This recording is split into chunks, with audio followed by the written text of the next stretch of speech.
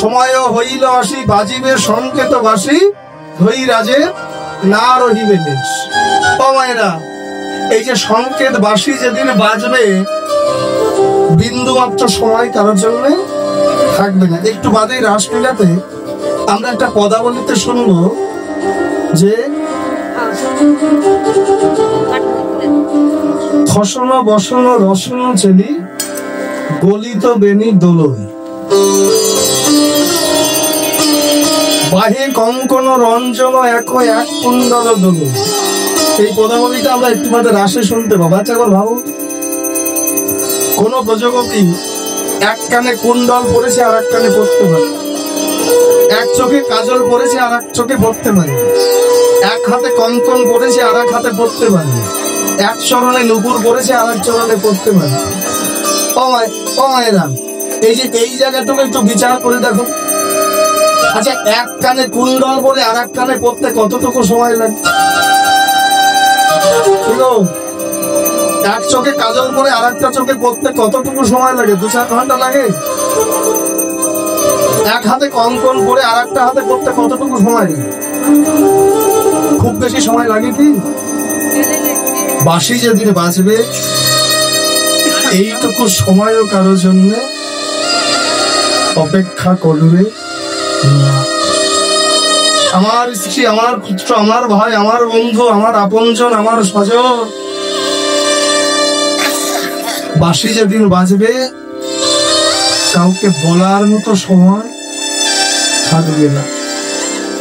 সবার খানেই বাঁশি বাজবে, আর এই বাঁশি যেদিন বাজবে সবকিছু ফেলে রেখে নেতাই গৌর হরিবল গুনে যেতে হবে। ব্যথাটা কোথায় জানেন? কি নিয়ে এসেছি আর কি নিয়ে যাও। ও মায়েরা, সারাটা জীবন শুধু বলে গেলাম আমার আমার গাড়ি, আমার বাড়ি, আমার টাকা, আমার পয়সা, আমার ঘর, আমার সম্পদ, আমার সবই যে আমার। একটা দিন বিচার করে দেখলাম না সে আমি কার। আমার আমার করে বুঝিতে না পারি আমাতে আছে কি রতন। যার শক্তি বলে বেড়াই চলে বলে, যার অভাবে হবে দেহের পতন, সে আমার আমি কি চিনতে পারিনি। যাকে একদিন না দেখলে মনে হয় কত কাল দেখিনি, একদিন যার কথা না শুনলে মনে হয় কত কাল তার সঙ্গে কথা হয়নি। ভেবেছে এই পাখিটা যদি উড়ে যাবে কোটি কোটি জন্ম গেলেও কোনোদিন দেখা পর্যন্ত হবে না। 80 বছর 100 বছর যে জগতে কাটিয়ে গেলাম, যেদিন পাখিটা উড়ে যাবে 1 তোলা ঘি, 4 থেকে 5 মণ কাঠ, ছোট্ট একটা দেশলাইয়ের কাঠে 2 থেকে 3 ঘন্টা সময়। তারপরে এই জগতে তোমার অস্তিত্ব বলে কোনো কিছুই আর জানি। এই হলো জগৎ সংসার।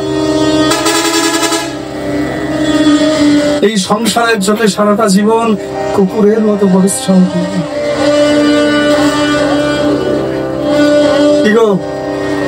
এই যে গ্রামে যেপারে একজন মারা গেছে, বাঁশের দোলাই করে নিয়ে যাচ্ছে, আর গ্রামের ওপার থেকে একজন বিবাহ করে নববধূ সহ পালকিতে বরযাত্রী নিয়ে ফিরছে। পথের মধ্যে দুজনার দেখা, বাঁশের দোলা পালকি, পালকি বাঁশের দোলা। এই বাঁশের দোলা পালকিকে ডেকে বলছে, বোন ও বোন, দেখ তোরও চাঁদ আমারও চাঁদ। তোমার কথাগুলো বুঝতে পারছি? তোরও চাঁদ আমারও চাঁদ, তোকেও ফুল দেয় আমাকেও ফুল দেয়, তোকেও সাজায় আমাকেও সাজায়। তোরও চাঁদ আমারও চাঁদ মানে তোকেও 4 জনে কাঁধে করে নিয়ে যাচ্ছে, আমাকেও 4 জনে কাঁধে করে নিয়ে। তোকেও ফুল দিয়েছে, তোকেও সাজিয়েছে, আমাকেও সাজিয়েছে। তোকেও কাঁদতে হয়, আমাকেও কাঁদতে হয়। কি গো, মেয়ে যখন শ্বশুর বাড়ি যায় পিতৃগৃহে লোকজন কাঁদে না? আবার যখন কেউ মারা যায় অজন বিরহ। তোরও চার আমারও চার, তোকেও ফুল দেয় সাজায়, আমাকেও ফুল দেয় সাজায়, তোকেও কাঁদতে হয়, আমাকেও কাঁদতে হয়। হ্যাঁ, পার্থক্যটা কোথায় জানিস? তুই জগতের বুকে আসছিস, আর আমি জন্মান্তরের মতো জগৎ ছেড়ে চলে